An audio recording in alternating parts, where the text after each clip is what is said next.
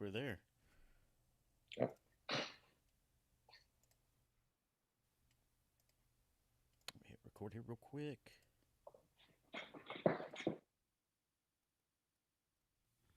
Hey guys, nice to see you. It's been a while, and just like I said in our meeting notes, just like Texas, we're back, and of course, we're not back completely, just like Texas.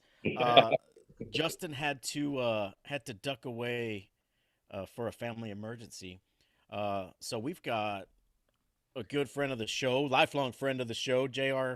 Castillo, with us today. If you guys remember, he was on our show last year, right about this time, I think wasn't it it, was, Jr.? yeah. I think it was, yeah. It was right before the bluff and was it after? Was it before the bluff? I think it was before the bluff and veterans quarter Yeah, match. yeah, it was right before it. Yeah, Yep. So we're right on track. yeah, yeah, yeah. And if you guys been following us, we've our social media accounts have kind of come back from the dead the last couple of weeks. Just because we've been so busy with work, and it seemed like our work schedule right now is every game Friday we were on shift, right? And for those of you guys that have been following us for a while, you guys know we work at one of the plants out here, so it's shift work, right? So you guys can relate and understand. It's just man, we're in and out all the time, and it just seems like we were working every Friday, man. And we've come playoff time, we've kind of made it out a little bit towards to the games. I went to Industrial Poteet there at Cabinets. Justin went out to Cuero and Rockport a couple of weeks ago, and then man, he was at the Dome all day on Saturday for all the Coastal Bend matchups. Oh yeah. Yeah, so he made out like a bandit, I guess, and I kind of I love chose to those stay home. setups, man. When you go to the dome or wherever they have, back to back to back to game. I love that, Yeah, So I mean lucky that's him. kind of the best thing you can do, Yeah. right? I mean it's more bang for your buck, and that's essentially what he did. He got to catch it was Cuero Wimberley, which turned out to be a great game. Hmm. And then Westlake and PSGA North, which the Yeah. first probably 5 minutes were probably competitive. I mean, There was that's some not comments there. that's not a knock on North, right? I mean, but I mean it's No. Westlake, right? Yeah.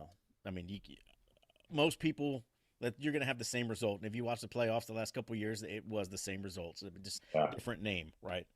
Yeah, one of my buddy's Uh, sons is actually the quarterback for Austin Aikens, and he's in that district with Westlake and Lake Travis and San Marcos, and he's in that that little, what do they call it, the little, not the little Big 12 or what they call it over there, but it's just like just running the gamut. Every week is just a tough team. So I mean, Westlake is Westlake, and they've had that reputation for years. So like you said, no knock on PSJ North, but man, that's a bit of a buzzsaw to run into. yeah, Around the and class. yeah, and it's going to probably happen this week too. So they're calling it, I'm not making this up. I'm not. It's not something coming off my head. Westlake's their student section has an Instagram page, and they're playing Vandergrift this weekend, Right. and they're calling it the Walmart Westlake is who Yeah. they're playing. So I was like, hey, okay, whatever, man. I just thought it was pretty funny. Oh Uh, man. but so we're trying something new today, guys. If you guys, hopefully it doesn't go off the rails. We're trying this new live chat feature that we've got here. So I'm gonna, if you're watching us on Facebook where we're live, or you're watching us on YouTube where we're live as well, um, hit the comment section down there and type up a message. It'll pop in here, and we'll try to answer your stuff as we go. Just try to keep it clean, guys. We try to keep this PG-13, at least. You know what I mean? Uh, so I mean, there's been a lot of stuff happening, Jr. Yeah. These last couple days. Um, we were kind of, it's like we were coming down off a high today because there wasn't nearly as much news that came out in the whole football world, Right. really, right? Not just high school football. I mean, college football is a mess Right. right now. But we'll get to that in a little bit. But that's just kind of a rundown of what we're going to talk about today. We're going to talk about the playoffs, kind of where we've been this season, which we kind of covered, and just what's transpired the last couple weeks. Um, Man, towards the end of the season, there was some really good matchups leading into the playoffs. Some of these do or die situations that were determined to get teams in. We saw some historical runs this postseason so far for some of these Yep. Coastal Bend teams, and man, just kind of an awaken of the old guard. So Yeah. that's been pretty neat. And then we'll jump right into the topic du jour right now, right, which is realignment. Realignment, man. Right. Yep. So we posted the. I've been following our account, and a lot of people have because the followers have been ticking up today like crazy today and yesterday just because we're posting snapshots. Everybody's excited, right? Uh, some folks upset, right? Depending where they're gonna fall. Just remember, guys, they're projections, Right. projections. Just a wag, right? A wild ass guess Yep. of where these teams are gonna land. But you know, these guys, DCTF and Matt Stepp. I mean, they've got some friends in some high places, right? So Yeah. more than They're likely, pretty close, man. I'd yep. say I'd give Matt and the boys, and the girls up there, about a 99% accuracy rate on that when it comes to, because sometimes they get blown away with certain things that come up, last minute, or certain, you got some teams that are opting up and everything else that weren't expected to opt up, and then you have some teams that are in the middle of nowhere that don't want to be in the, there's no teams in the next division up. They opt up, two divisions, and it's so you can have some craziness that happens right there at the end. But for the most part, they're pretty spot on. So I enjoy, I look forward to, like I told you earlier, I'm a bit of a Dave Campbell's geek, when it comes to this stuff. I geek out with when they come out, and every 2 years, and the realignment's always a huge deal. So I know everybody else too. Anybody else that follows the sport, especially down here, we're always it's always interesting to see what happens and how things are brokering out and everything. So, You know, and this year is no different. So I'm gonna sound like a noob here, and forgive me, right? Because I've been gone for so long. But I saw a comment today, and I was like, man, is that really true? Did realignments used to happen every 4 years, or has it no, it's always always, been every two? Has it always it's been always every been two? every 2 years. Yeah, it's Okay, always been every 2 years since I guess '82 is when they started doing it. And when they started breaking it up, or not, no, actually not every, they do it every 2 years, but they used to, that's when they, I guess the new way they've been doing it is ever since 1982. You know what? It may have been before that. It may have been 4 years before that. Because I think that there had been, if okay, you and look at some of the district structures, before that, there might have been, some longer standing. If you look at I guess the schedules, there might have been. That's a good question. You know what? I know since '82 it has been every 2 years, but it may have been 4 years. I have to look that up. Maybe hit up Mr. Matt and find out. He'd know right off the bat, what the yeah, case is. definitely, and But I know here in recent he's history, like at the least the walking last 30 years. encyclopedia. Yeah, Yeah, and I was like, man, I just wondered, I'd been gone for so long, and I was like, maybe since I've been back, it's been every 2 years, but yeah. all No, of a no, sudden it's I in, came in back. recent history. It's been every 2 years for like the last 30 plus years. But before the '80s, it might have been every 4 years. But that'd be a Matt Step question or a Pico Andradas question over there at UIL with those guys. And I think a lot of folks are forgetting that, last year was a COVID year, right? It would have been the first year of realignment, but nobody played who they were supposed to play Yeah, they're because playing. of the Yeah, cancellations, people canceling seasons or games getting forfeited in the last minute scramble to get a schedule put together.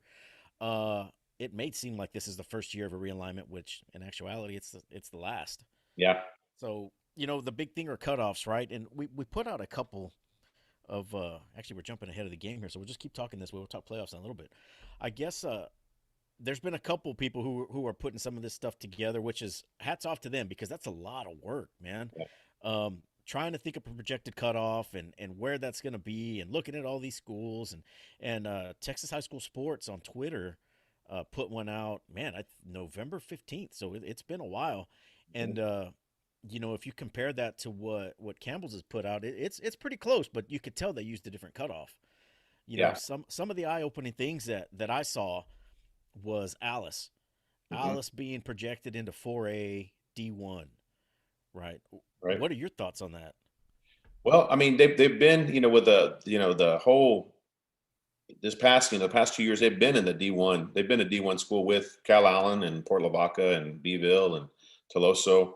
Um, the fact that they've been here that long, it surprised me when they first dropped down 2 years ago. It was a shock to me because I thought they had the enrollment that was going to keep them up, and keep them in that district up there with the GPs of the world and everything else, and Flower Bluffs, and they just have had a significant, that district has struggled with all kinds of different things, but enrollment significantly dropped, and they're now, they're not no longer the big. Used to always be one of the bigger schools when it came to 4A schools, and they were, one of the smaller schools back in the day when they were the five, that 5A classification. But here, recently look at the trends. They've been trending down as far as enrollment. Their average daily attendance has been just falling off quite a bit. And the way it looks, there is even talks, if you start looking at the numbers in the elementaries, that in a couple of years, maybe 6, 8 years, they could easily drop into like a 4A D2, the way it's set up now, because the numbers are getting that small where they could be a smaller 4A school. You know, Wow. they don't have the numbers they used to. They just recently went through a gutting of a bunch of elementary schools, and that doesn't necessarily mean that they are, that it's going to be the whole, overall enrollments, district enrollments is super small, but they're just trying to accommodate, a lot of the, I guess what their projections are. They've struggled financially for a couple of years, and they're trying to make things better by, consolidating things. But if you look at the numbers and the way the numbers are adding up, they no longer have those big bulky numbers like they used to. I mean, the Alice used to be, and a lot of it has to do with the oil field. I mean, the fact that the oil field is no longer, hubbing out of Alice like it used to, and population has dwindled, since the late '80s. You've lost, probably anywhere from 5 to 10,000 people in that general area. So, AISD has suffered, the with the numbers, and like I said, they were saying it's trending where it could easily be one of the smaller 4As. With the way the current setup is right now, it could easily be a 4A D2. Here in about 6, 8 years. So, That's pretty and that would wild. be interesting. Yeah. Yeah. So right now they're depending where that cutoff is, they're teetering, right? They could Right. be 5AD2 or they could be 4AD1. You Right. know, looking at a schedule and from a competition standpoint, and this isn't a knock on any other districts that are in these districts, projected districts. Taking the step down, would give them a better shot at making the playoffs. Oh yeah. You know, Definitely. it's a 5-team district that's projected there right now with Calallen, um, The Teloso. Rockport Fulton, Toloso, Port Lavaca, Right. and Yeah, the because they've taken Beeville out of that one. They've thrown them up to the North they District took with them up Pleasanton. north with Yeah. Floresville, right? Yeah. Yeah. Pleasanton, Man, what was Floresville. that other team? There's five. I guess I can pull it up on my phone instead of doing it that Yeah. way. But it's the odd man out, and normally who's the odd man out in that district? I mean, and like I Yeah. said, it's not knocking anybody, right? I mean, Yeah. but No, it is what it is, right? History speaks for itself, it would right? secure them a playoff spot. The thing is there's so much, and I love Alice. I grew up there in Ben Bolton. Of course, Alice was a big city for us, and I got a lot of friends of mine that have coached there, and of course, buddies that have played there, and my sister actually went to high school there and cheered for them, and so my ties are strong to Alice, and I've always had a big affection with their tradition with football. I mean, they call themselves the original pride of South Texas, and if you look at their long history of just powerhouse teams. They've had some deep runs in the playoffs. They've been to the state semis 4 years. And for the upper classifications, for the bigger schools in the coastal bend, they've been one of the more successful programs. And I think that the fact that they've had to struggle, or they have struggled here the past couple of years, where it's not been the automatic that it used to be, has really kind of got the community kind of up in arms a bit, because they have been. I mean, you just walk out there. That stadium's gorgeous stadium. One of the last treasures of natural grass we have, on the planet. And but you look at that board that kind of like what Mojo does out there in Odessa, where they have all the years of district championships and by district championships, and all the playoff successes they've had, and it's intimidating. So they used to have that intimidation factor that I think that a team like Refugio and the Cueros of the world, in this part of the country, when they step on the field with anybody, you always kind of have that intimidation, going up against Alice, and they've kind of lost a little bit of that luster that they had back in the day. And I think, them moving down, a bit, or being in a district, 5-team, district will definitely strongly, almost automatically give them, I think, a playoff berth, and kind of maybe set that program back on, back right. They've got some great coaching out there right now. They've got a great staff out there right now, and great kids. That great community that supports the program. It's just they're in that phase and that stage, I think, where they need to kind of get out of this little rut that they've been in, and maybe this realignment will be that catalyst that will help them do that and get that program back on track again. It definitely could be. What else out of the realignment projections that have come out has caught your eye? Well, I'm glad that that of course the corporate schools are all together. I didn't know. Oh, I didn't look at the don't numbers. get me started on that. Yeah, I still think. I mean, the fact that you have numbers that that I know what the CCIC is trying to do, and it's a budget thing.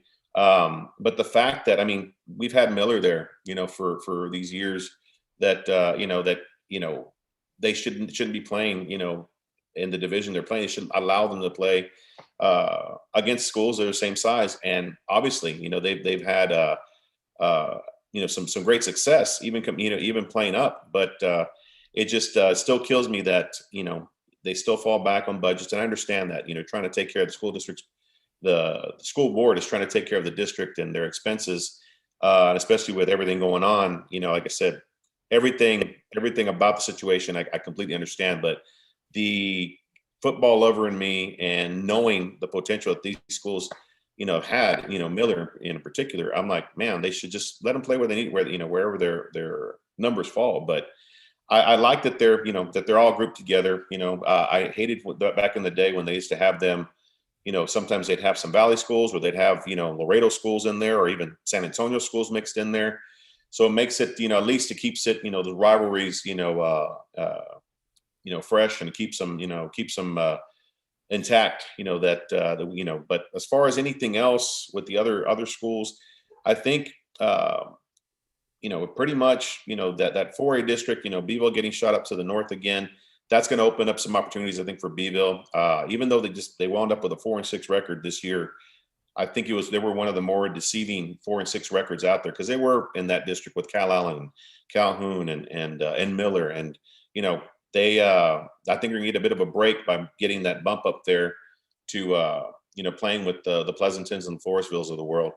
And actually, and I know that a lot of folks that kind of watched them here towards the end, they were really good ball club, where, I mean, they almost beat Miller at Miller this past year. They got leveled by Cal Allen, which pretty much everybody else in that district, got leveled too. But for the most part, Beeville had a really, really good, football team. They struggled on a few plays, made some key mistakes at the wrong time, and they ended up in situations that they couldn't get themselves out of. And I think that even the loss to Pleasanton here a couple of weeks ago, they should have won that game. They gave that game away to Pleasanton. Pleasanton did not impress in the least bit, and not because I'm being biased, and because I'm a huge fan of the Sosas and of the Trojans, but it just the team had some really, really some key moments and key mistakes that they should have won that game against Pleasanton. Seeing Cal Allen bow out that same week, that was a shock. That was surprising. I thought they're gonna have run at least the semifinals. That'll be where they're gonna run into, probably that buzzsaw coming out of Katy right now. That it looks like right now, but or not Katy. Who's that? Austin. Yeah. Yeah. So it's yeah. So I figured they were going to have a pretty clear run, but when they got beat, I was like, man, this is when Fredericksburg was there. I know that Bevo matched up well against Fredericksburg. We could have probably easily, probably wound up beating Fredericksburg too, and it would have been one of those stories where I think they were 4-6, and here they are, one of these fourth place teams that everybody kind of always is hissing at, and moaning and groaning about at when we're talking about the playoffs, saying that all these teams don't really earn it. They kind of uh, back their way in, and they don't deserve to be there. But Bevo, being the caliber of team that they were, they could have easily made a deeper run that they did, but they kind of shot themselves in the foot. But with this realignment, I think that being up in that district, they're not going to have, because every week was just, you always had one heck of a team. And I respect the fact that it makes you a better team because you're playing against top caliber teams. But I mean, when you're looking at a roster of about 35 kids, and they're getting beat up by the likes of Cal Allen, Port Lavaca, and Miller on the regular, week in, week out. I mean, you need those breaks. You need to be, have some of those moments where you can kind of just, get your kids fresh again. And I think it was a lot the past 2 years for Beeville to handle. And but they fared well. I think they did well. Anything jump out to you with the realignment? Well, you're talking about this North District. We had a late visitor here. If you guys are familiar with Robbie down here, this is Robbie Chavez, and he's the, I guess, the CEO and founder, Esquire, of South Central Texas football. Uh, Yes. Robbie's a guy that never sleeps. If you guys are following any of his social media, he's tweeting at 2 in the morning, 3 in the morning. When we're working shift at night, we're texting each other. I'm like, dude, do you ever sleep? And he's like, Yeah. yeah, here and there. But Robbie, everything that you just hit on about this small district and the small numbers on your team and getting beat up week in, week out. Uh, Robbie's a big Southside, San Antonio Southside fan, and we're familiar with Southside because they've played in the Coastal Bend district the last couple of years. Oh Very yeah. scrappy team, very small rostered team. I think you guys carried 25 this year, 25 at the end of this year. Yeah. and a Dang. 5A D1, right? And it's no secret. I'm an Odom guy, a small 3A, and we carry 35 on a roster, at a small 3A, and you've got this San Antonio school that's carrying 25 playing a 5A D1 schedule. How you been, Rob? It's been a while. Been good, man. Just like y'all following football, going through all this crazy stuff, watching these matchups that kind of pop, watching Beeville, like y'all said, almost beat Pleasanton at Pleasanton, Yeah. and kind of watching an open path to play Austin LBJ. They're in the regional final. I think Somerset's kind of saying the same thing. Somerset turned the ball over about 3 times inside Fredericksburg's 10 and Yeah. still lost the game 44-41. So it's true. That was an opening, I think, for a lot of teams to try, and get there. And even if you look at Pleasanton lost Sean Ramos basically on the second series of the third quarter, and almost came back to beat Fredericksburg with a true freshman back there throwing the ball. So I think a lot of people are saying, man, if only we could have gotten over and made it to the regional final, that would have been great. But as has been said, man, that Austin LBJ team that's a buzzsaw right there. Them guys can play. Yeah, Oh yeah. and you thought they were good last year, I think, and that's because they lost 3 D1 athletes Yeah. last year Yes. who are all starting or not starting, but they are contributing heavily for their teams. McCutcheon's got some playing time at Oklahoma. I think Makumba Yeah. starting there at Yes. Clemson. If not, Clemson. he's a nickelback that comes in a lot. And then you had the smart one that went to Princeton, and nobody really keeps up with the Ivy Leagues, or he went somewhere, Dartmouth or one of the Well, Ivy League but it's schools. like you're saying though, man, for LBJ to have lost these players and then seemingly it looks like they got better, I wouldn't say, and it's like I always said, we talked about LBJ a lot, and it's like, well, you watch their defense. Like if you watch the game against Lampasas, like Lampasas scored like 40 points on them, but it's like, okay, well, can you score 70 or 80 though? Yeah, I mean, so it's like, they hung 76 on Port Lavaca too. And I believe they played Fredericksburg this year already, and the score was like 41-13. And that game was actually only like 21-13 at halftime. yeah, And they're in that's the the same thing with a district. team like, Yeah, yeah, you can be a team like, you can be with LBJ, but that's a team that can, kind of like the old Cal Allens. You can hang with Cal Allen for a while, it's 21-14, but eventually they're going to score. They're going to have a 28 or 35 piece quarter and make it look like the game wasn't even close. yeah. So, yeah, man, that LBJ team is really good. I mean, we Yeah, were they got a lot talking of depth. about it. We A were talking ton about of it depth. at the Poteet Industrial game when Port Lavaca had LBJ on the ropes. It was tight at halftime, like Yeah. 35 apiece. And then what did the score end up? Like 70 something to 40. I'm like, Yeah. gee, man, these guys are going to be Mhm. unstoppable. Yeah, they took off the weight vest and decided to play. Just Yeah, it I was guess nuts. so, right? They finally got up from the bus trip, I guess. It was nuts. Yeah, I mean, and they're just there, and there's a lot of depth. There's a lot of speed on that team. A ton of speed on that team. And like they say, speed kills. And and they're just that program altogether. It went through some year. Back in the late '80s and the early '90s where it was a strong program. And I mean, you're looking right there. Those kids that are growing up in those neighborhoods.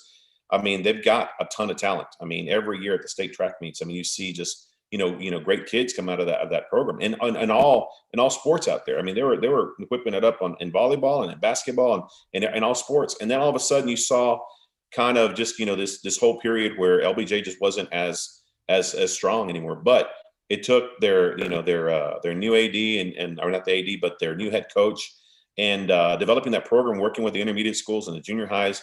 Where now, I mean, they're back. I mean, and now they've got kids that are just bought into the program. It's keeping them off, out off the streets, and like they were having those issues before. Now these kids are back, and they are involved, and they're aware of the talent that they possess, and they're aware of the potential that they have.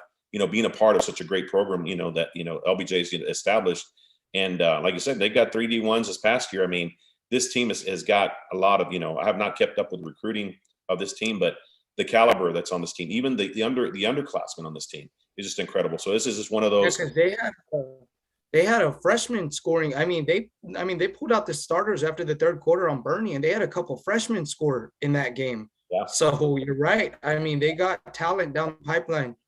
And when you're blowing teams out like that, you're able to kind of do that, put your freshmen in, and they're getting real time experience against like the first teamers and who they're playing against. So I mean, you're just building a heck of a juggernaut there, man. Where it's these kids are seasoned. They're not just the second string team. I mean, they're able to get in there and play almost as many minutes as the starters because they're able to put, like you said, hang 70 points on the team. So yeah, it's hard to go up against a team like that. And that's where I know that the buck stops there with those guys here in this region, and I'll be very shocked if they were to get beat by anybody. But if Fredericksburg were able to do anything. Because it's like, you look at a team when they start getting further along and you're like, well, who have they played? Well, when you look at LBJ's schedule, they already beat Liberty Hill. They beat Cornerstone. They beat Waco La Vega. So, I mean, to beat Liberty Hill, who tears it up in 5A, I mean, that shows the strength of a program right there. Oh, yeah. Yeah. Man, and now they're opting up. They're not staying 4A. They've got 4A numbers, but they're opting up. They're opting up to 5A next year. Wow. So that's going to be interesting, man. I guess maybe because travel, maybe they're traveling a lot to their games now. Maybe they just want to stay with the Austin schools. That's why they're opting up. So that's going to be an interesting development there. I wouldn't doubt that they're going to be competitive and successful. Just look at the way they're playing right now. I mean, it's going to be hard for any team to beat them. But those are really. You know what? Before we go, I want to circle back to the CCISD thing. Now I've got my platform. I've got my soapbox. I'm gonna talk about it. You hit it already. That's what they say. It's travel, right? That's why they want to group them all together. But my counter argument to that is, it's just football, right? Because 5A is 5A at that point, right? When whether you're 5A D1 or D2 in baseball, basketball, soccer, everything else, it's just 5A. There's no separation. So you're looking at 5 bus trips that you've got to go somewhere. So that really shouldn't hit your travel budget too bad. No. Right? I mean, if you look at the projection for 5A D2 for our area, GP and Flower Bluff are going to be on the road. Yeah, everywhere. They're projected to play with the Valley schools. Yeah, that's right. And that's, so that's their district. I think right now, let's see who's projected in their district right now. Let's see. Yeah, because Bluff and GP, and then with is it the? So it is. Mercedes, I think. So it's Brownsville Porter, Brownsville Lopez, Flower Bluff, GP, Mercedes, and Far Valley View. Yeah. So, that's travel. Yeah. There, right? Now, Vets. I mean, that's 2 schools. They're gonna have to do that same amount of travel. Now, granted, GP's got more money than the Vatican. Right now, because if you look at what they're building right now and everything they've got going on over there, I mean, they've got no issues with money. Yeah. I joked with their color commentator guy the other day. I was like, yeah, it's just the private jet will be here soon. Don't worry about travel for GP. Chenier or somebody will pick up the fuel bill for that travel. There's a ton of nice tax money sitting in that place, or some towns there they're sitting off. Well, we're not going to charge you for taxes this year, but they're getting a big chunk. It's just booming out there right now. Dude, you have no idea. Did you see? Justin. Justin, you guys. He's a GP grad. And he wasn't beating his chest so much the last few years with the way they'd been playing. But since we're talking, I guess we can kind of slide into playoffs. They're GP, right? Who saw that coming? Yeah. I mean, I don't even think Davis and his staff thought they were going to turn that around so fast. No, I don't think so. I think that they were expecting it to be, more of a process, and they just hit a stride, man. And it was nice to see, a traditional power come back and be as successful as they were this year. And as they could easily be playing this week. It was that close. I mean, they could almost toppled, Bluff. And I wanted to see the rematch again, because after what I saw Bluff do to Vets, I thought, man, I want to see what happens there. But being the traditionalist, man, and all those years of Ray Aikens doing so well in GP, I mean, I was really, really happy to see GP, back on the map again, and back in, like I say, hit a stride again. And it looks like they're going to be good. You look at the makeup of that team. They look like they got a lot of guys coming back. Some lot of experience. So it makes Coastal Bend football better, in my opinion. I think so. And I don't think anybody does the red, white, and blue better than GP Yeah. does on a uniform. Oh Uh, yeah. Vets has it, but it's the wrong red, it's the wrong blue. Yeah. I think GP does it, just right. Right. And I could be a little biased with Gregory Portland as well, We're gonna get but all the people that's saying, "Hey, wait a minute yeah, here." I know, right? Hey, we're the veterans team, right? But yeah, so that was a very pleasant surprise, and Justin, man, will not shut up about Oh, it. I can imagine. I'd write He's that one for a while too. After all those couple of years of struggling, I'd write that one too. Heck yeah, man. yeah, so Those so they're was good, and well deserved, man. Those guys are awesome. Had an awesome season. Like I said, I Robbie, almost wanted them to win just to see them at the next level again. But that matchup, that rematch with Flower Bluff and Vets, after my jaw dropped when I saw that happen, I was like, I want to see this again come quarterfinals, and here we are. So yeah, you know, I guess we can segue into that, right? So the big controversy with that is why are they playing in Flower Bluff? dude, I Right. know. So last week it was like, why are they playing in the dome? The two Coastal Bend teams. Why are they playing in the dome? So now they're home, but why are they playing in the Bluff? They Yeah. could have played it. They could have, I don't know. I'm not gonna. Matt Stepp had put it's like a payback game, which I really don't understand the logic behind it. If you read it, Robbie, did you see that the whole logic of why it's at Flower Bluff versus why it's not at Buck Stadium? I didn't see that. I didn't So catch that one. so I guess what they're saying is it's a U not I don't that's not necessarily a UI rule, but it's a payback game. So since Bluff played Vets at Buck Stadium last year and they're meeting again, they have to go to Flower Bluff. So supposedly there was no coin toss or anything involved. Wow. Yeah, it was really weird. So it was the matchup was or the locations were already set after GP had played or after Vets had played in the afternoon before GP and Flower Bluff even took the field. If GP had won, they were going to play at Buck Stadium. If Bluff won, they were playing in Flower Bluff. So, Wow. yeah, so I don't know, man. I don't understand some of this stuff. I guess I could ask the question, but I really don't care too much. So I just think it's neat, and I just like seeing people get all mad about it. It's like, hey, they're playing football, Yeah. man. It's going to be Yeah. jam packed regardless, right? Whether it's a 32-ounce container or a 20-ounce container, it's going to be packed. There's going to Yeah. be Yep. people there. It's going to be streamed. You're going to be able to watch it.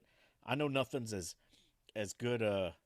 Oh, look, hey, Lynn just chimed in. So Lynn is saying that there was a flip, and I that's was going to say, awesome. I thought I heard there was a coin toss. Yeah, Yeah, well, and that see, that's he didn't what have that's to. what that's what we He didn't heard at have to because first. of the gentleman's agreement, I guess, where returning the favor. I mean, because since they played, they lost the flip last year, that it was supposed to be automatic if they play the next year. I think that's the unwritten rule, I guess. But yeah, I thought there was a coin flip. So Yeah, and that's what Lynn said right after. I think he's the one that reported where they were going to be. Is that okay after this? And they said there was a coin toss, and then as the weekend went on, we check the forums, you guys. If you guys are watching and you guys are digging in those forums, we peek in the forums every now and then and see what's going on, and everybody is in uproar. Robert, are you still going in that room?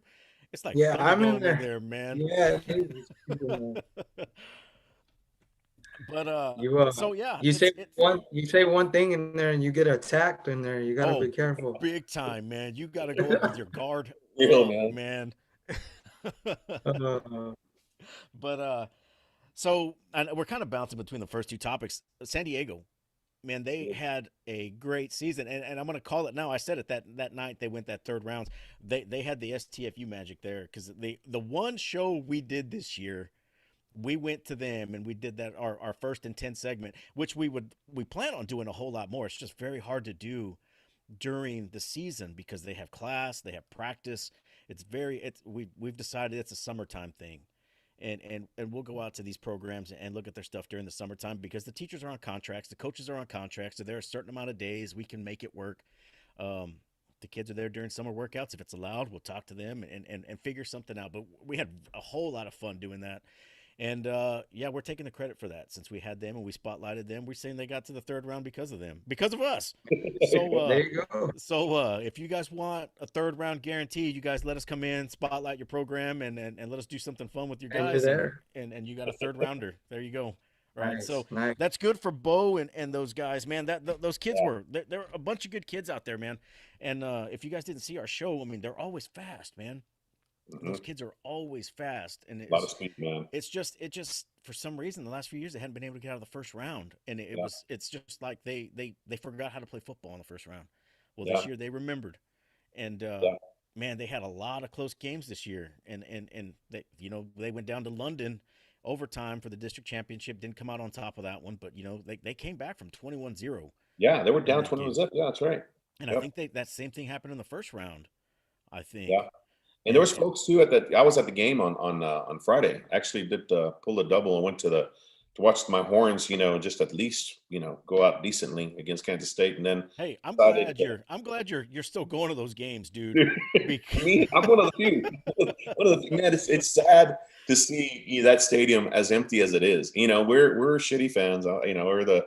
I'll admit. A lot of it. We're not winning. Nobody wants to go. But man, it was sparsely populated, man. But there was some tickets. I saw tickets on StubHub, I think for $5. I'm like, why even bother $5 on Stub? Just give them away. Give them to somebody. Send them to somebody.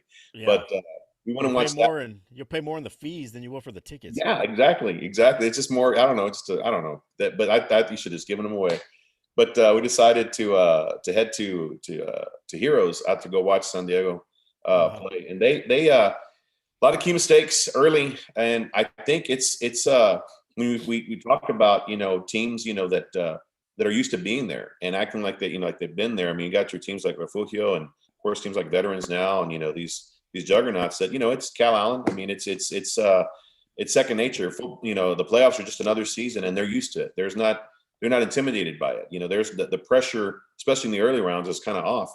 And you kind of saw that coming out with San Diego in the beginning of the game. Just some mistakes, some bad snaps, some drop passes that we watched them during the pregame, and these guys were catching everything. They were comfortable, but then once everything, once the whistle blew, you saw that there was just easy catches that were not being made, overthrows. It's just kind of, I guess it just got kind of pressure kind of got to them. And I guess a team like Industrial that just, they're a good ball club, but San Diego, I think, just kind of shot themselves a little bit in the foot early on, and they had to play catch up. But the good thing about that, what I loved about that whole game and that team is that even though, they were getting, I think they were down, I think 30, was it 31 or 38 to nothing at one point, those kids were still fighting towards the end, and their fans were still in the game. They weren't exiting, making that mass exodus because they knew their team was gonna wind up losing. They were still there cheering. The lady right next to me, I should have recorded her. I could have probably done some neat TikToks with her and stuff. But she was that classic fan. And she was yelling every play. It didn't matter. I mean, there could have been a gain for 20 some odd yards for Industrial instead of where you see some teams are kind of hard on the defense and yelling at them for not making the tackle. She was celebrating every tackle and kind of high. She knew where their parents were sitting and calling across the stadium and saying, "Hey, your Migo did good." And it was the most fun I'd had at a football game watching this. But those fans were great, and that I think that program has hit a new stride. And I'd love to see the Vaqueros make a tradition out of what they're doing down there. Some great guys on staff out there. Gaza, and I've got a buddy of mine who also sings too. He's also plays and has his own band and everything. That's coaching out there. Ben Benjamin. He used to be from Banquete, Benavides, Ben Benavides, and they've got a good thing going out there. So I'm hoping that it's not just a 1-year deal. They're building a program. Their eighth grade team didn't do that well, but their seventh grade team, I think, almost went undefeated too. So there's some guys in the younger ranks that are got a good feel for that taste of winning. So hopefully Sunday will be on the map for a bit. And we're talking about historic firsts, and Robbie, you followed this team very closely, and they actually had the state's leading rusher was Poteet. Poteet winning a first round playoff game, first time since 1958, I think it was. You Yeah, know, it was 58. Yeah, and man, they played so well. That score against Industrial was 14-13 at halftime. And I thought, they'd be able to get out over the top, but nobody scored in the second half. And Davila in that game still had 2 touchdowns for 257 yards in a game many would consider, well, it looked like he might have not played that great, but I mean, and then that field goal at the end to try and get them over the top. They were so, and that's another team that we're talking about. Like if they could have just gotten over, the hump, who knows? yeah, Who knows? I don't know how a game with them in San Diego would have went, but I mean, Poteet was a really good team this year. They were well-rounded. They could get the ball down the field. had players go both ways. They had Davila, of course. They had Martin Ibarra, which was a receiver slash running back, and a good quality defense. And the game with Industrial was tight, and it's just like one of those years where you're like, man, if only they got over the top. It was a great season, and Jake, you were there at the game. It was a good game. It was It a was a tight game. it was a very good game, very tight game. And I actually thought the way Poteet came out, they stopped Industrial on their first drive, and Industrial punted the ball and downed on the 2, and then Davila takes it on the second play to the house, 98 yards, and I was like, oh wow. And then on the next series, Industrial intercepts the ball in the end zone. It was like, oh Mhm. wow, this is gonna get out of control fast. Yeah. And no, it didn't. I mean, Industrial settled in, and it did. It looked. It surprised me when you said that Ernest still had 200 yards running, because it was Yes. after that 98 yarder, nothing was easy. Yeah, no, Um, it was a grind all game. And you could tell at the end, this was the first game all year that I had seen Davila towards his legs kind of giving towards the end of the game. And something I thought about, we've talked about this before with like Refugio. But Poti, there was a lot of games this year where Davila did not play into the fourth quarter and did not play some of the third quarter. This guy was literally rushing in the first half for some games for like 300 yards. And I always wondered to speculate if maybe at the end of the year, from not playing in the fourth quarters, if maybe some of that kind of got to him because there was a run he broke to the right side for a first down there at the end, but his legs were exhausted. I think if he gets that ball in the second quarter, that's easily a touchdown.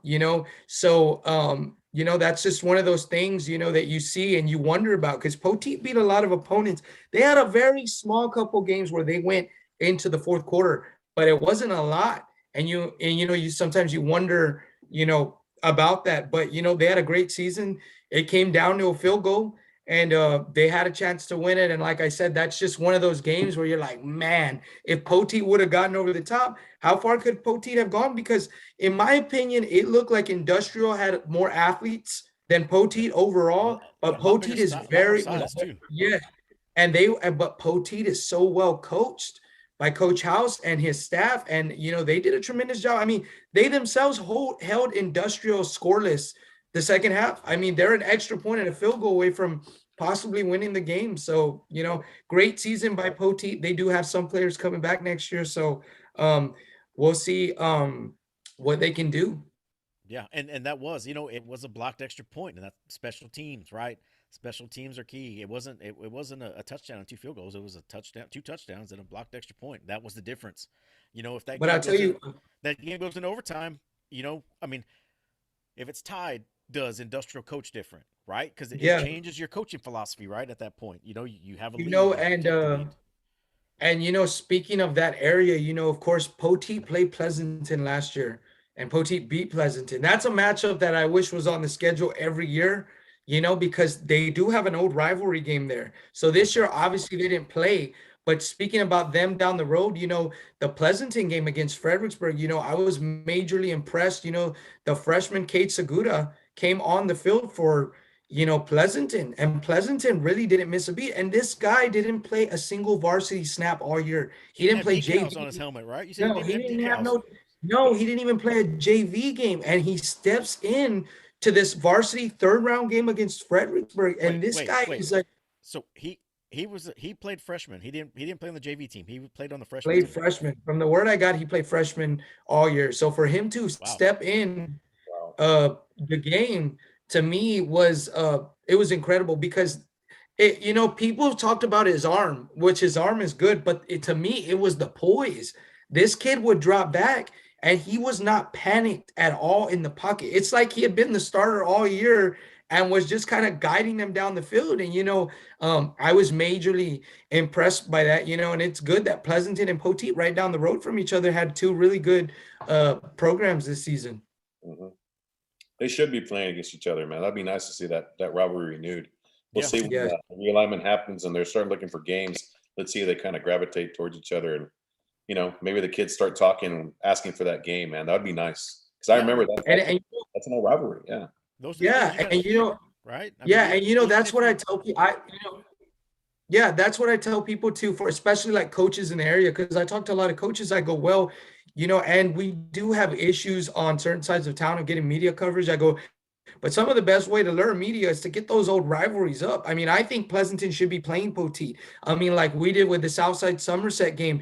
You want to try and market those matchups to try and get more media and more coverage out there because, without that matchup, it's kind of dull. You get a Pleasanton Poteet game going, and Yeah. those two towns are all coming to the game. Yeah, So you that's the made a thing with me. trophy. It You made a yeah, trophy yeah, for that game. yes, yes. We made an actual trophy for that game, and it's a big game.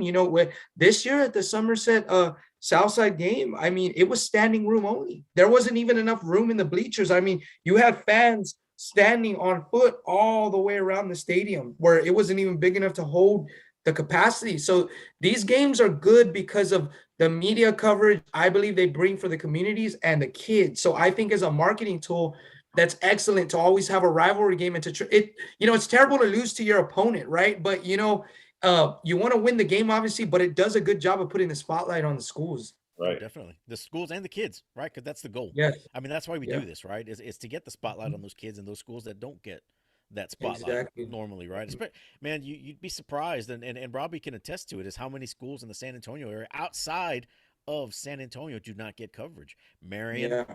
uh, even the schools that are in San Antonio, Cole, University City, Mhm. Randolph, because they're military bases, right? But I mean, they Yeah. they make the playoffs.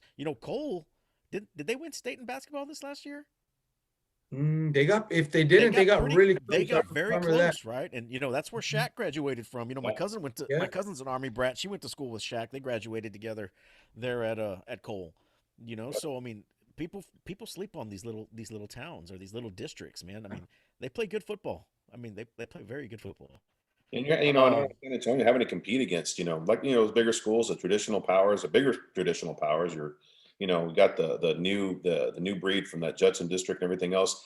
All these smaller schools, like we're talking about, the Poteets, the Pleasantons, the Jordantons, and everybody else around Medina Valley, and all these schools are not going to get, that focus is always on these bigger schools, and I get it. They cover bigger areas, but I think, like you're saying, trying to put these rivalries back together, giving it a trophy, making, building it up, where you want the kind of atmosphere like you were talking about, where standing room only, people standing along the fences, trying to get in, not caring where they stand, they just want to be there, be a part of it. You want to have that because the kids, come up for that every single time. And it's unfortunate the smaller schools, they're not getting the looks that these bigger kids, are afforded because they are on, the highlight, reels every single night on the news, whether it be KSAT or Kins or wherever's covering it. They're not on those highlight reels because I understand there's limited coverage and you can only have a few seconds, and you're going to want to go to the big games. But Yeah. these kids in the smaller schools, I mean, like you're talking about Poteet, the run that they made, their horse of a running back needs to get some kind of attention too. They need to be exposed, get that exposure where other people, because nobody will know about them, and unless Yeah. it's somebody pushing from their end, their coaches or themselves or their parents, trying to, talk to colleges, nobody's ever going to know. But, You know, And what I think is interesting too is Poteet's only loss during the regular season this year was to Lake Belton, who's going to be 6A this upcoming season. And Lake Belton's squad was up; they were full of like sophomores and juniors, I believe. So, and they only lost to them by a touchdown. So that was a big. And I think Belton went like undefeated or only had one loss all year, or something like that. So, yeah, it is good, and it's like you say, these kids on the outside, I talk to recruiters in the area, and that's one of the reasons why I started doing what I'm doing. Now that we're getting further in the playoffs, of course, I've covered like Austin, Westlake, and some of these bigger schools as, it starts dwindling down. But, I cover a lot of these kids in this area, and I talk to recruiters, and they often tell me when colleges are scraping or looking for players, some of the last areas they come to are some of these areas out here. But to me, it's like a pedigree thing. Some of these kids are just as good as kids at other schools, but almost like the Ivy League schools where you graduate from Harvard, Columbia, these guys can be the same level as talent as somebody at like a Brennan or somewhere, but because the school name's Brennan or Judson and the school's name is Poteet or Southwest Legacy over here, they could be equal talent, but they're not going to get, the look inside because they don't have the pedigree of school per se. Yep. And that's a thing like me myself on the ground is working to try and change and give some of these athletes opportunities that, they might not have had in the past. Good. Keep at it, man, because the Lord knows these kids need it, man.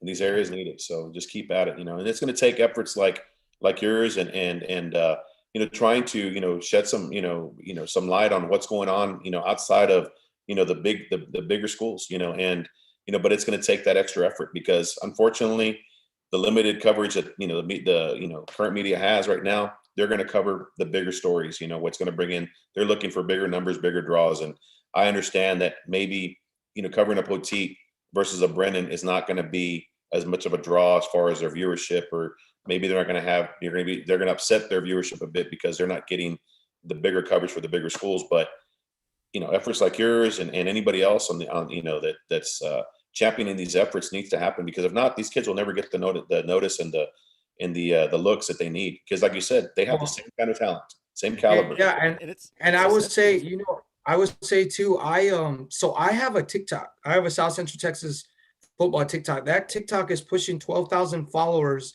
And we have on several of the videos, like Ernest Davila, we've got Ernest Davila over 200,000 views on several videos. The freshman from Pleasanton went over 150K this weekend. So when you're talking about legacy media, I think some of the new social media aspects of how we're being able to cover this is helping, a lot of these kids where you could not do it before.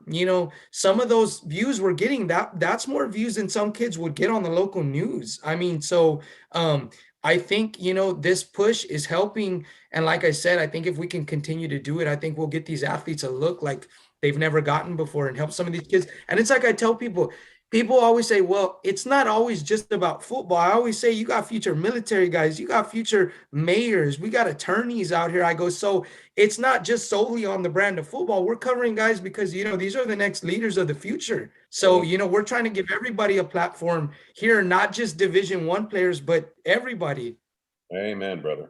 Yeah, and everything's changing, just like you said, Rob. I know we're going way off topic, but you have to do this kind of guerrilla style coverage now, because you're seeing in the traditional media, you're seeing one deep sports departments, like Chris Thomason here from Channel 3 last year.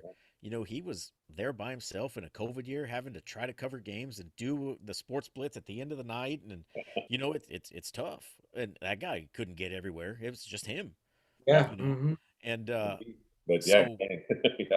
yeah, and where things like what you and I are doing, Robbie, and you more than us now, because man, we've taken a back seat. Is that's the way to get these kids these looks, man.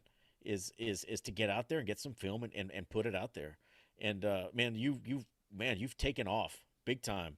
And we talk about you all the time, Justin and I at work. Just, hey, did you see what Robbie put out? Hey, look at this. Hey, watch this, man. So, man, you're doing, and Robbie is one deep. I mean, you've got your cousin and your pops that help you every now and then, but Yeah. it's one deep, and we don't make any money off this. When Justin and I got into this, we weren't about making money. It was just trying to get exposure for these guys. Exactly. I mean, we've had opportunities where we've tried to go places and do things that just didn't work out, didn't feel right. Mhm. So it's hey, Chris, good to see you too, man. I don't know if you caught in, Rob. We started this live chat thing now, so we're seeing how this thing goes. People chiming in as they go. So Oh yeah, I can't see the comments, but I know you're getting them. I don't know where yeah, you'd they're. have to see it on Facebook. I think it's a separate window here. I'd have to use like OBS or something so we can get it on the screen. And I'm not about to go into OBS and all that stuff. But whatever. Well, anyways, I digress, right? So we've kind of jumped all over the place, but we've got about 30 minutes left, and before we get these guys all bored, college football, huh? What a day! What a day! Man, I'm gonna throw one question at you guys before we even start anything. But based on what's happened the last 2 days, did the University of Texas settle? Comments, but I know. Did they settle? I as an orange blood and as a Texas X man, I feel like, man, we I don't know. I wasn't real big on the hire, and I still I like what he's doing. I like what Sark is doing. I have to say that. I know I have to say that. I'm really trying to, but I know that I'm giving him that. I on paper had looked at the schedule and I thought 7-5 is what I was looking at with the games. I mean, I didn't expect to lose to Kansas. Did not expect, to be competitive, in the beginning against Oklahoma and against Oklahoma State. So there's a lot of surprises, but at the same time, the record, it's a little bit, less wins than what I expected. But did we settle? I think that it wasn't as thorough a search. I think they went after, Sark because they thought, well, he's the best guy out there. They saw what he did at Alabama. The fact that he was the heir apparent to Saban, I think said everything to them because they thought, well, you've got a program like Alabama that's as successful as they are. Who knows how long Saban is going to continue to coach for? He's the heir apparent, and they're not going to leave it entrusted in just anybody's hands. I think that was a big. The fact that we didn't get Saban back when we got Herman or Strong or whenever we were looking at Saban, I think the big money was like we need the next Nick Saban, and I think they saw that in Sark because of the relationship, because of the association, and I think that they were able to package that, sell it to everybody, and kind of make us believe that that's where we needed to be. Hindsight, man, looking at what's going on now and everybody that's jumping and the way they kind of, I didn't think you could pull people from, you're going to be able to pull Notre Dame's head coach away from them, Oklahoma's head coach away from them, during winning seasons, to go to, lesser programs. I didn't think that was possible, but, these past few days have proved that anything is possible. And I think that, the traditional, I guess niceties and everything else that we kind of followed when we're looking for a coach for Texas here a year ago. I mean, we were being too nice. We should have probably had some of these plans, some of these things in place, and not settle like we did. So yeah, Texas, to answer the question, I think we did. you know, uh, everybody laughed at A&M because if you look at this, A&M's really started this, right? And everybody laughed at A&M with the size of contract they gave Jimbo, the guaranteed money, and the raise he got right away. If things keep up the way they're going, that's going to look like ashtray money. Yeah. That Jimbo money. Yep. And you're not going to see Lincoln's money because for those of you guys that don't know, USC is a private school. Yeah. They do not have to release the contract information. They do Yep. not have to. You know, so people are going to speculate. I know there's something going around right now. Uh, and I'm told the money part may be true, that 110. But the use of the car, them buying this house in Lincoln or in Norman, and them buying him a house in LA, that stuff may not be true. But here's the most interesting part about the whole thing is the transfer portal, right? Look at this is the landscape we're in right now, right? I mean, yeah, everybody started jumping ship from Oklahoma. Yeah. Yesterday, if you looked at the recruits and the decommits and whatnot, dude, these recruits are so tied in together now with social media, TikTok, um, Twitter, the camps they go to, these combines, the Elite 11, all these regional camps and national wide camps they have. There's a lot of sway these kids hold with each other, Mhm. and you take a big seismic move like that, like Lincoln Riley going from Oklahoma to LA, and let's be realistic, right? LA's glamorous, right? I mean, that's everybody loves LA, right? Regardless of what you think of California politics, everybody loves LA, right? I mean, you saw it best when they were on top when Pete Carroll was there, right? You had Snoop Dogg on the sidelines, Will Ferrell on the sidelines. It was Hollywood, right? It was Hollywood. Um, and and you saw that three California commits decommitted from Oklahoma right away, and Malachi, I can't think of his last name. He was the number 2 rated athlete for the 2023 class, just committed to USC this evening. Mhm. So you imagine the running back who was the number 5 running back in the class and the wide receiver who was the number 1 wide receiver in the class is just going to commit there as well. Um, dude, that's the landscape we're in now, man. Where you Yeah. have a shift like this, your program could hit the toilet very fast Yeah. with these new transfer rules now. You know, so if you're sitting back laughing at Oklahoma, dude, you could be next, man. And just like you said, Jr. Who saw now? Is that a great fit at LSU? Only time will tell, right? But Right. He left. He left Notre Dame. That's a retirement job, Yeah. right? I mean, you people usually don't leave Notre Dame on their own accord, right? No. Unless your name's Newt Rockley or Eric Parseghian, Right. right? Yeah. Um, Everybody else they get shown the door. Bob Davie, Tyrone Willingham, um, and the list goes on, right? Um, but he left. Yep. He he And left. they're still competing too. And that's the thing is that you would think that if he was in a down year, I mean, unless he saw the tea leaves and they showed that he just didn't have, but these are his recruiting classes. He's the one that's been recruiting the past several years. Unless he sees something else, who knows? We can speculate all day long, but what it is and could be, the politics and, administration involved and who knows. But that shocked the heck out of me. I thought you just don't do that, especially not to Notre Dame. And I seriously, as much as Oklahoma's our rival, I mean, I know what that program is. I know that's a great program, and they've done well, and they've been at the top of the Big 12 for all these years, and they were competing this year too, and could have easily been in the playoff. But it's just one of those things where I would not have thought that any of these coaches for either of these two schools would have left for a lesser program.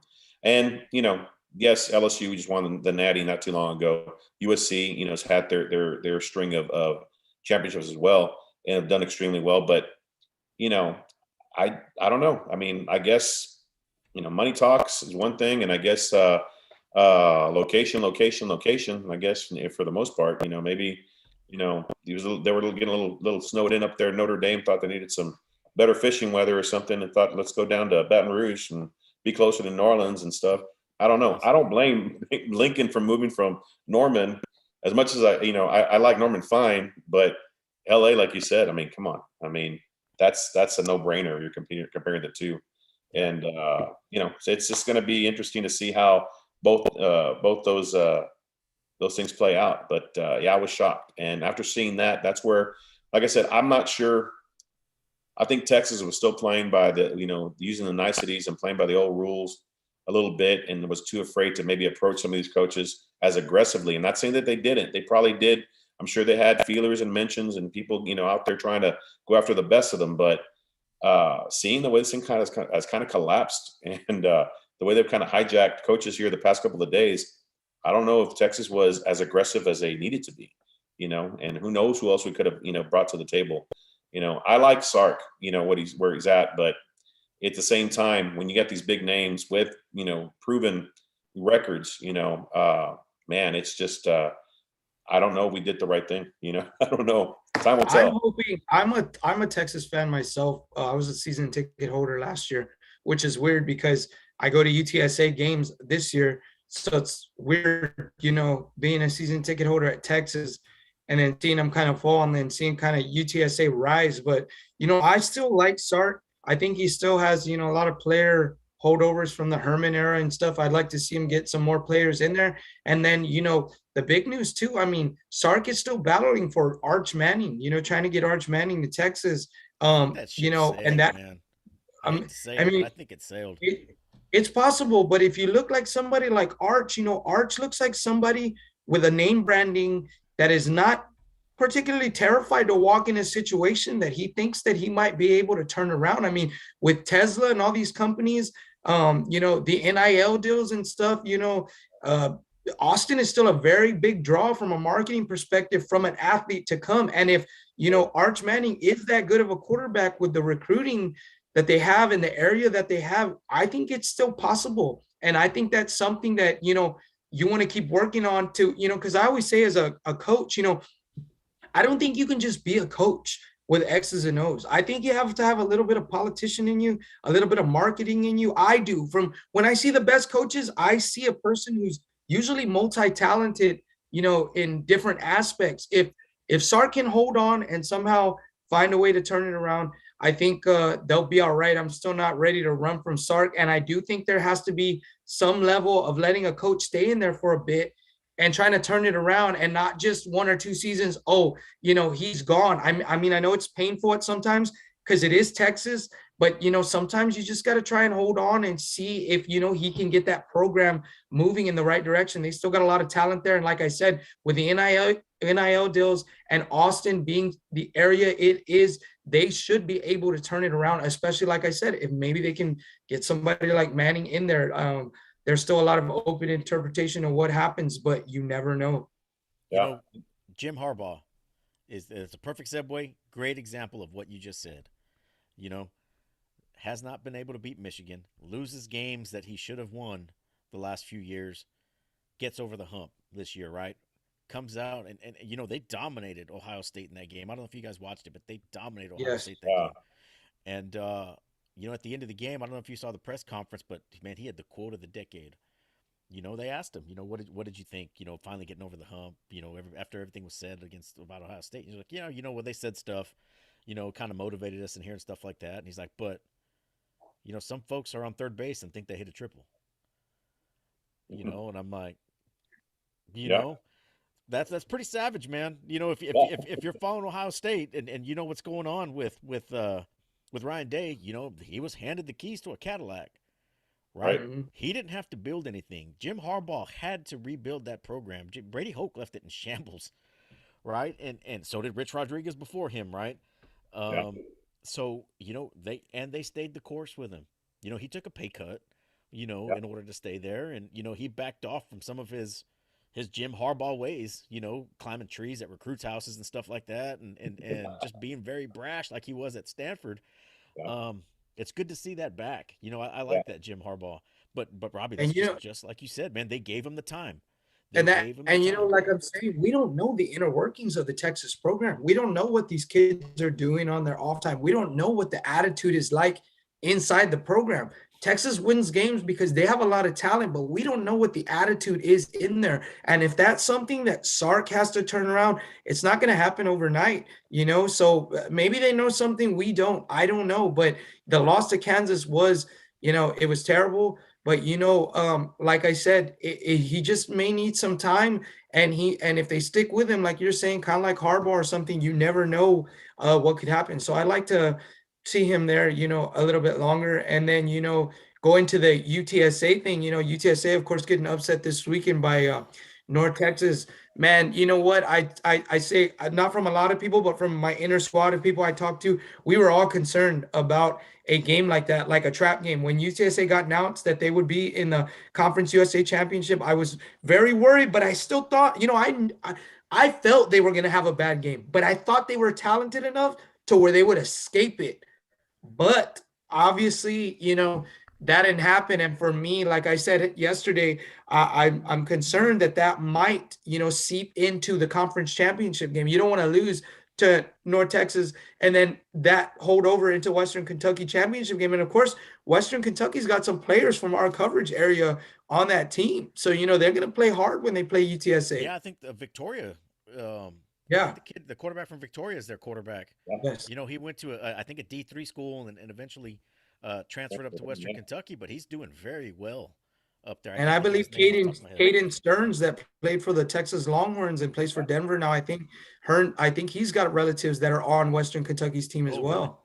Oh, see, I Yeah, didn't know so that. they're gonna bring it. They're gonna. So that's why I'm saying UTSA has to get ready because I mean, you got to get up for this game. You can't let that North Texas game hang in your head. It's got to be we had a bad game.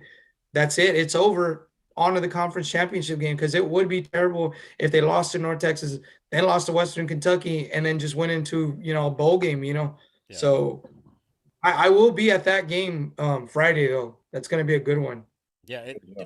I thought about it, but man, there's just too much stuff going on over here. So, Yeah. like we were saying before the game, I guess we'll kind of round this back out to playoffs so we can finish off. So Thursday night, I will be in Victoria to watch Shiner and Refugio in that matchup. That's the plan right now, anyways.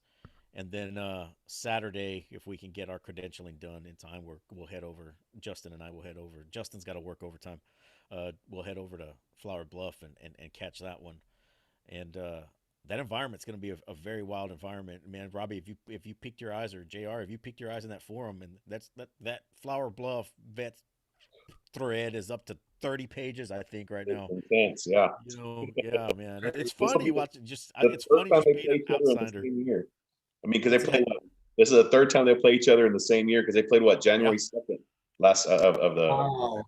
yeah. Oh, So that's right, because those playoffs started later. they started late. That is right. I forgot about that. Yeah. Yeah, That's Yeah. crazy.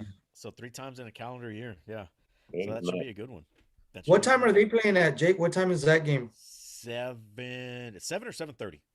Nice. If anybody wants to chime in there, that's that's that's still watching. Give us a little update there. I think it's 7 or 7:30, and then Referior, like I said, it's Thursday night at 7. 7 So o'clock. Yeah, that'll be good, and that's going to be on Texan Live. If you guys are watching, Referior yeah, Sports Network will not be able to get it because Texan Live will get the first rights.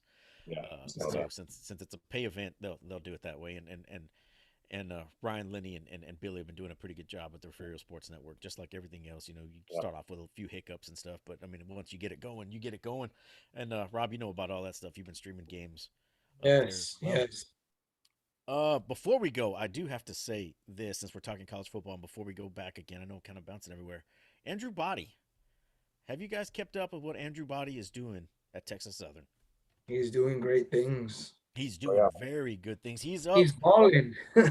Yeah, he is balling, definitely. He is up for the Jerry Rice Award right now. He's, I think, one of 20 freshmen that got named to that, and it's not just a freshman award. So he's actually doing very good.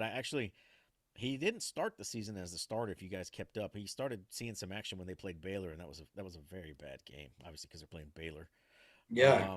But he's done very good as the season progressed. So Andrew, congratulations, man! If you're watching, hopefully it gets back to you. We're still watching, and we're still rooting for you down here in the Coastal Bend, Very man. very proud of him, man. And he's Yes. doing things that we knew he was going to be able to do. I mean, he was just a phenomenal athlete and a freak of nature in a lot of respects. And so it's good to see he's doing it at the next level, man. Yeah, and who knows, right? He could be the next Coastal Bend guy at the D1 school doing the smaller Yeah. school route. Even though Texas Oh yeah. Southern is a D1 college, but it is an uh historically black HBC. college, right? Yeah. I can't think of the acronym off the top of my head, right? But it's a historically black college. Yeah. So he could move on, right? But that leads into a whole other thing, right? On whether recruiting and whatnot. Why aren't they recruiting those schools a whole lot better? And I mean, drafting those kids a lot better, and they should. I think they should. There's Yeah. a lot of kids that just like in our situation at a larger scale, right? The Coastal Bend, San Antonio South, we got kids here that can play, and they're not recruiting them. Same thing with those kids in that division of football is they can play football. They should be getting drafted, at least invited to the compound and getting a sniff. Uh, anyways, you guys got anything you guys want to say before we get out of here? What's your thoughts on the Shiner for Frio? Where do you think that's going to land? Man, if we want to go back, I think Shiner's got the chip on their shoulder. How do you go from winning the state championship and beating this team and come in ranked second? Yeah. Especially with having the Brooks brothers back. Yeah. I mean, and Friday Night Tykes alum as well, right? Man, that show, and I know we've talked about it before. That's our most watched show, by the way, is when we had the Friday Night Tykes reunion with Mizell Miller and Lucas Coley and those guys. All those kids are doing great things, man, right now in high school football. And you got two more that were on there in one of the later seasons, Doug and his brother, who are, man, they're getting offers right and left up there. I think Dalton is he's being more recruited more as the athlete, and I think Doug may be getting a lot of the defensive side. But man, those kids they're great football players. So honestly, I think, and I hate to say it, I think Shiner's got the edge right now. I mean, they won last year; they're the champions. In my opinion, they should be the favorite right now. I hope Refugio proves me wrong. Yeah. But right now I'm going to go with Shiner. It's going to be a close one. It's not going to be a blowout in any sense. Yeah. I think it'll be a battle. Definitely be a What do you battle. guys think? Yeah. Definitely. I think, yeah, those games are always crazy. They always seem to be classics most of the time. So I figure it'll go down to the wire again. And like you said, Shiner as the defending champion, they should be the favorite, but Refugio is going to bring it. And I see another classic. Yeah. And I think, like you were saying, the chip on Shiner, I think, the fact that the Frio lost last year, I think that's kind of haunted them. And that's been probably on their gut dang bulletin board, since then. And Yeah. they've been kind of waiting for this day, pencil this day in. or this weekend at least, when they could meet up with those guys again. And so um, that's to me is a team like Refugio with that kind of motivation is scary. It's scary to play those guys to begin with. I had to do it 3 years of my high school life, so it was those guys are nuts. It's tough playing as those guys, but I mean Shiner, they have a great team, and I think that they're gonna put up a heck of a battle because they are the defending champs and they deserve to lose it there on the field. And I'm glad it's happening this way, that they didn't bow out to somebody, by some fluke reason, before this game. But and I think that they do have an advantage, but I do think that chip, in my opinion, it's in Refugio, and they've got a lot to prove. And like I said, they've had this week circled since last year, and that's been their motivation out there. And I'd be afraid, to be Shiner, this week, just because, I know they're not because they are Shiner, Yeah. but I'd be afraid to be going up against a Refugio team that's got that kind of motivation, So we'll see what happens. What about our other two games? What do you think about Flower Bluff Vets? Oof. Man, after seeing what happened in the regular season, that shocked me. That was a shellacking. I was just like, I could not believe that had happened, and I was like, it kept on refreshing my app over here to see if the score was wrong. I was like, that can't be right. And but I think that Bluff's got obviously he's got their number, and they matched up extremely well.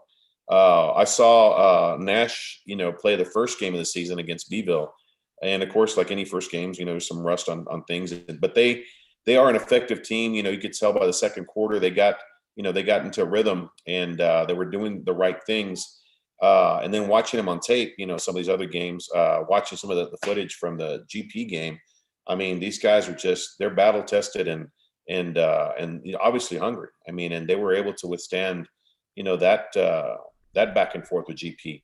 That's the only thing where I think advantage of Vets, because of the fact that they had such a tough game against GP, and I don't know how healthy those guys are. That was a heck of a beating. You saw just in the footage I saw. I mean, they were knocking the crap out of each other. And there Yeah. was guys taking it. So depending how well they healed up, if they're healed up well enough, they've definitely got the talent, to sit there and hang two losses on Vets in the same year. But then again, it's also a rematch game in the same season, and those are always dangerous. And I think advantage always goes to the loser of the first matchup. And Vets is who they are. They obviously have they weren't ranked in the top 10, for the most of the season, for no reason. They've got a hell of a team. And so I like that for Flower Bluff's sake that they are playing at home, because that place is just crazy to play at. Any opposing teams can tell the stories. It's as gritty and as dirty as it can be. And to have Vets come play there, I mean, they got them right where they want them. I think also too for Flower Bluff, they're aware that just because you beat an opponent once, they look at them with the GP game. They lost to Gregory Portland and now they beat them in the playoffs. So they're aware, and they should be aware that, it's not going to be a blowout, I don't think, like the first time. So I think that game for them was good as well. And they know in their heads, hey, just because we won the first time, that don't mean anything. That's how we beat Gregory Portland. So, Yeah. they could use that as well. Yep. And if you watch that game, that Gregory Portland Flower Bluff game, the first one, and a lot of folks will argue against it or argue for it. GP had a very fluke quarter, and Justin, if Justin's watching this now, he's gonna jump on me tomorrow at work. They scored 30 points in a quarter, and Yeah. they weren't able to replicate that again. This last go round. So it's definitely gonna be interesting, but. I tell you what, that was probably the best hook and ladder I have seen at the high school level. Uh, that Flower Bluff pulled out that essentially sealed the game. And Johnny Dickinson's a dude, man. Yeah. He is Yeah. a dude. Last year we didn't make it out to Bluff very much because of COVID and whatnot, and it's like trying to get into Fort Knox, to get media credentials for Flower Bluff ISD. So we're just like, you know what? Let's not even deal with it, man. We just won't go to any of their games. Uh, but they pushed him as an offensive lineman, but he's playing both ways. Shit, he threw a touchdown pass. You know, everybody loves a big man touchdown, but they're Oh usually yeah, carrying the ball or they catch it. You don't ever see them throwing it. no kidding. Yeah, So I mean, they're using them everywhere, and that's what you got to do, right? At this level, right? At this far in the playoffs, you're going to use your best players and use the thing that's going to get you to win, yeah. right? And Hey, and well, that's I'll what you tell got you to do. what, when I look at Nash Vegas looks like a damn offensive lineman or Dude, defensive lineman when I Yeah, look, yeah, he's yeah. huge. he's And you know what? humongous, He's playing baseball. He's not playing football at the next level. He's playing baseball. man. Crazy. That's Yeah. You great. know, I mean, he'd make a heck of a linebacker, Yeah, right? I Yeah. mean, defensive end. geez. I was walking right next to him when they were going in for warm-ups, and I was like, Jesus, these guy is, Yeah, he's what, 6'6" or whatever he is, and 250 or whatever he is. He's built like a lineman back in the day. Jesus yeah. Christ. Yeah. God, but yeah, You know, he's huge. I'm surprised he's not playing at the next level. He should be, but he knows where his strengths are. So last year when they played Southside, that had to be the battle of the two tallest quarterbacks in the nation, right? Richie's what, Mhm. 6'5", 6'6"? 6'6", yeah. Yeah, and who's a Nebraska commit, right? Mhm. And Nash, who's 6'6", 6'5", 6'6", and they And for probably it throw to the be ball. two Hispanics too, Yeah, you two know, Hispanic to be guys. that Yeah, you don't tall. ever hear of a Crazy. Hispanic dude being 6'5", more or less two in the yeah, same geographical location. That's weird, man. Yeah, I crazy. love it. I love it. Yeah. But yeah, I think, man, I don't know who to pick in this game. I don't know. Uh, it should be easy. I don't have a dog in the fight. I just want to see something entertaining. I like Flower Bluff. I like Flower Bluff in this matchup. Um, I do. I feel like they had some hiccups during the regular season that they were able to right.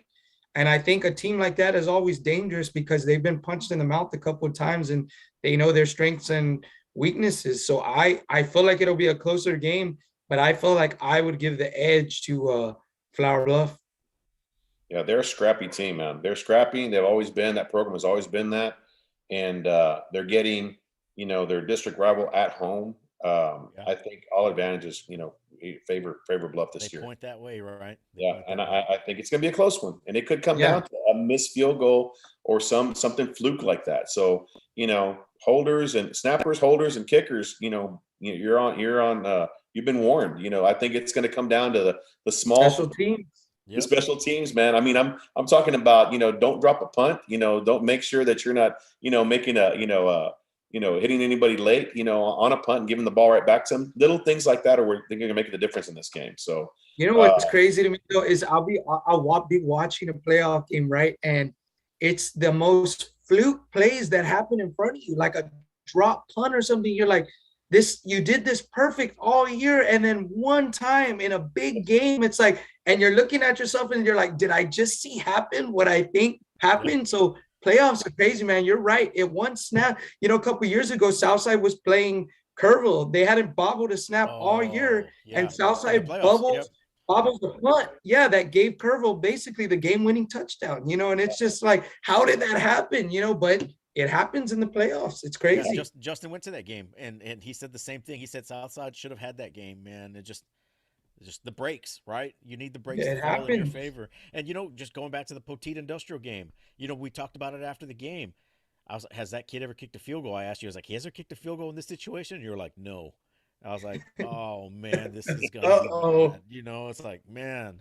But you hate to put the kid in that situation, but Hey, but that's what about last year too? The Southside had the ball at the 8-yard line. They called a halfback toss, and Caleb Camadillo threw an interception to the Bluff defender in the end zone.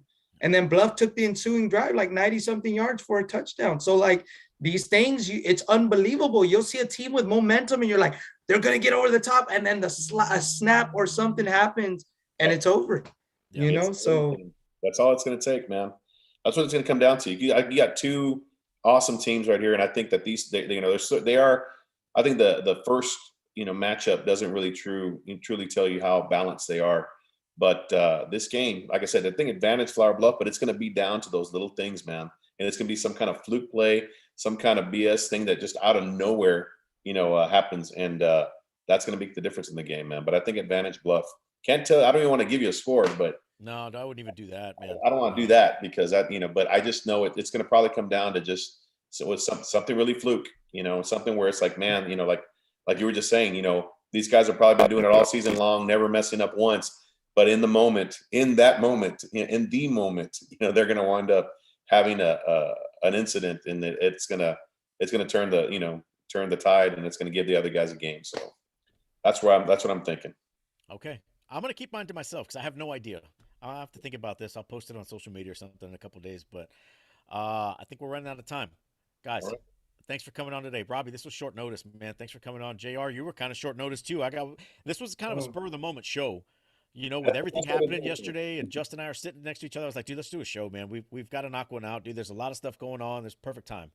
Yeah, Perfect time. yeah. And if we had more time, we could go more deeper into this realignment thing because that thing's a mess, man. yeah. And Well, let's there's a do another lot of one then. questions. Count me in on that one because that's going to get real interesting, man. So Yeah. So Yeah, for so sure. the cutoffs should be announced next month, right, tomorrow, sometime, starting tomorrow. Early December is when they're saying those cutoffs should come out, and then you'll have a very good idea of where everybody's going to go and if these two alignments that we've projected alignments that we've seen so far pan out or how close they are. Matt, I don't know if you're watching, and I'm pretty sure been told already. The winners Blizzards, you left them off the list. They are nowhere to be found. They were 2AD1 last year. They're not in 2AD2. They're not in 2AD1, or they're not in 3AD2. There's been a lot of comments on the feed. Where's winners? I was like, I have no idea, dude. I don't know. oh man, So they're somewhere. I imagine they'll be in the same district. They look like their numbers are pretty much the same as right, what they had last year. But again, guys, thanks for coming on, man. We'll figure it out.